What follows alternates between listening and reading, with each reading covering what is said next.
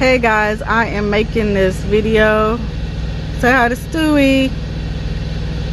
I'm making this video specific for my subscriber Chill Often, but I don't know if other people who aren't into trucking, well, are into trucking but not out here actually trucking yet, or just are curious. This video might answer questions for you as well. But any drivers out there, you'll already know all of this.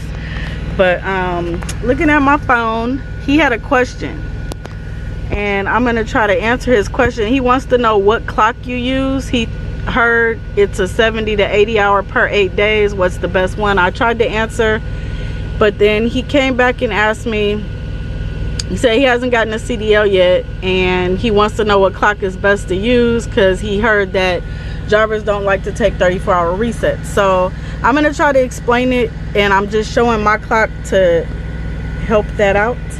But Chill Often, there is no option of what clocks you can use in the, because we all run off of DOT regulations. Like if you're an over-the-road driver, these are your clocks. You don't have a choice to like pick or choose what you use. Okay, so there's 4 clocks that are always going to be available to you, and as you can see, 8-hour rest break, 11-hour driving, 14-hour on duty, and your 70-hour on duty. What you were asking about with the 70 or the 70-80, I'm not sure where you get the 80 from, but this is your 70-hour on duty clock. It is like your how many hours you have to work that week, because basically on the 8th day you will get back time that you worked 8 days ago. So to kind of help make that make sense, like you see right now, I have 6 hours left on my 70. I'm shut down for the day. But what am I trying to, okay, so see how this is my main screen, right? This tells me tomorrow I'm gonna gain back 7 hours and 53 minutes. So that 7 hours and 53 minutes will be added to this 6 hours and 1 minute that I have currently. And if you go here to your 8 days, that's why you have your 8-day list all the way down. See how on 7/26, that's how many hours I was on duty.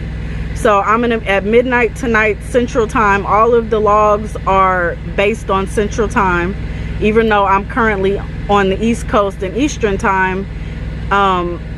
At 12 midnight Central Time, I'll get those hours back, and then tomorrow at like Monday at 11:59 p.m. midnight, I'll get these hours back. And every day, this is the hours that I'll be coming back. And every day that I drive, like you see, here's today's, this is what I drove. Every day that you drive, it'll register a new day and it'll keep a list. So you always go back 8 days to see what you're going to get back at midnight. That is how the 70-hour clock works. So basically, when you were saying, because a lot of drivers don't like to run off of recap hours, if you kind of schedule your driving, somebody's tired, y'all. If you kind of schedule your driving where you drive like 9.5 hours a day, you typically will always be able to run off recap hours, so you will not have to take a 34-hour reset. So like for me, I hardly ever take 34-hour resets. I usually what am I looking for? I usually run off recap hours, meaning that, like you see, I had the 6 hours that I already still have on my clock.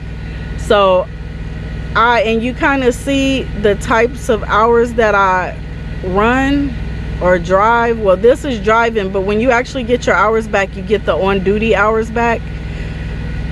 But I don't ever like usually drive 10-11 hours a day. I try to keep it like 8 to 9.5 hours, so that way at any point I'm always getting like 8-9 hours back every day, to add to whatever I happen to have on my 70-hour clock. So it's like I keep enough hours to keep running.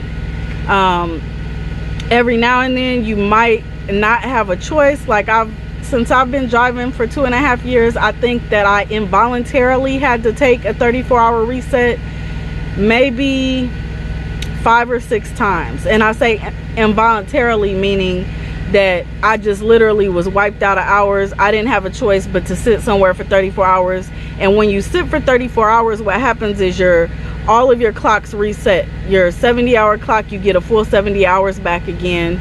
And then obviously you have all of your other clocks are full as well. And basically, I mean, that's, I think, kind of answering your question. You were more asking about the 70-hour clock. Since I'm right here, what the 14-hour clock is, 14 hours on duty. Whenever you start your clock, like say I start driving at 1 a.m. I have 14 hours.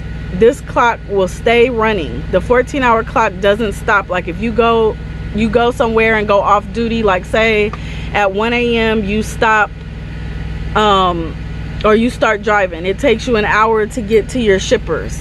You get to the shipper, and while they're loading you, you're sitting there for 2 or 3 or more hours.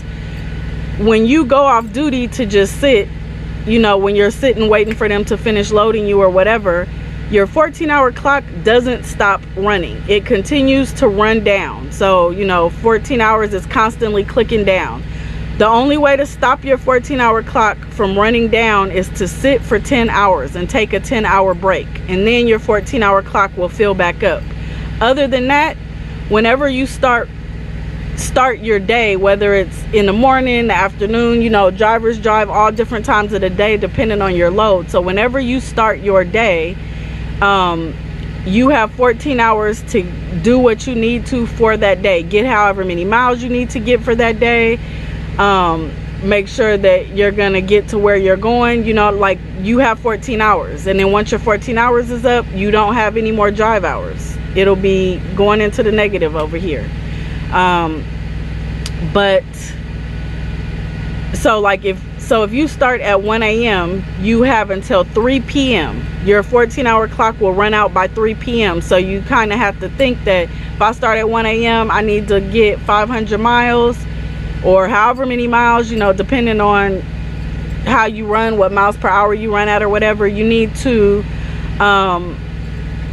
you know, do what you got to do in those 14 hours. But that clock will not stop just because you're sitting at a shipper, just because you're, you know, parked at a truck stop, you stop at a rest area to take a break or whatever. Your 14-hour clock is constantly ticking down. The only thing that will restart it is, or to fill it back up, is to take a 10-hour break, period. Your 11-hour drive clock is how many hours you have to drive within the 14-hour window. So you have 14 hours that you can physically be on duty, and within those 14 hours you can only drive for 11 hours. So you have 3 hours that are kind of just on duty time, like if you're fueling up, if you have to do pre-trip, post-trip, if you get pulled into a scale and have an inspection, you know, different things that you need to do where you're physically on duty but you're not driving. You have like a 3-hour window there to do those things where it won't click into, because whenever you stop and go off duty, your 11-hour clock stops. You know, I mean, it doesn't keep using up your 11-hour driving clock, but your 14-hour clock still ticks down. So you have like a 3-hour difference there, but you can't drive a straight 14 hours even if you have time. Like, you see how I have 3 hours and 47 minutes on my 14-hour clock, but I only have 2 hours and 50 minutes, which is also up here if you notice. 2 hours and 50 minutes of drive time, right? So even though I have that 3 hours and 47 minutes, if I needed to start driving right now, I could only drive for 2 hours and 50 minutes, even though I have that 14 hours. But because you only can legally drive 11 hours in one drive clock. So like, say right now I'm just sitting here, but say I was like sitting at the shippers and I was getting loaded right now. my drive clock stopped. But if you notice, see how that was just 47 and now it's 46? This clock is gonna keep continuing to tick down. It's gonna, and even when it's all over, like, you know, the 3 hours is gone, you'll notice that that clock goes into negative. The only thing that brings it back is to sit for 10 hours. Like I said, you have to take a 10-hour break. Nothing else is gonna bring that, fill that all the way back up. Now there is something called a 8-2 split, but I'm not gonna talk about that right now, because if you're watching this, then that means that you're trying to learn about how the DOT clock works, and that would just confuse you. Once you're actually out in the trucking, the 8-2 split is a lot easier to comprehend and understand, and, you know, actually see it happening, you know, when you're sitting in your own truck looking at your own clock versus me telling you. But there are videos on YouTube you can go watch about 8-2 split, and, you know, if you really want to try to comprehend it. But so that's your 11-hour drive clock. Your 14-hour we talked about. Your 70-hour. Your 8-hour is just once you start, your on duty time starts. So like if we started at 8 or 1 a.m. like our example earlier, then within 8 hours of that, you have to stop and take a 30-minute break. Not within 8 hours of your driving time, but within 8 hours of you starting. Once you go on duty, you tell your clock, okay, I'm going on duty,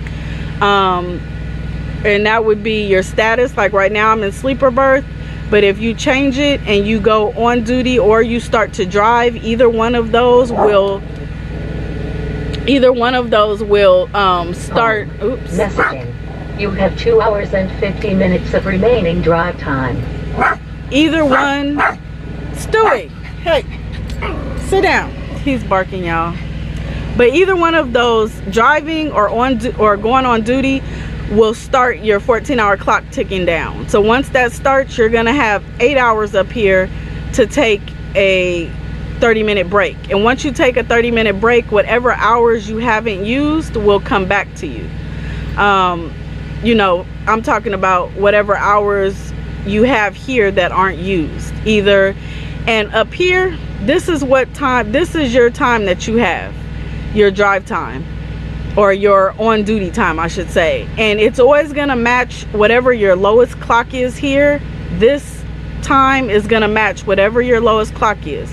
So for me right now, my lowest clock is my 11-hour, but say I only had an hour on my 70-hour, that hour would be up here.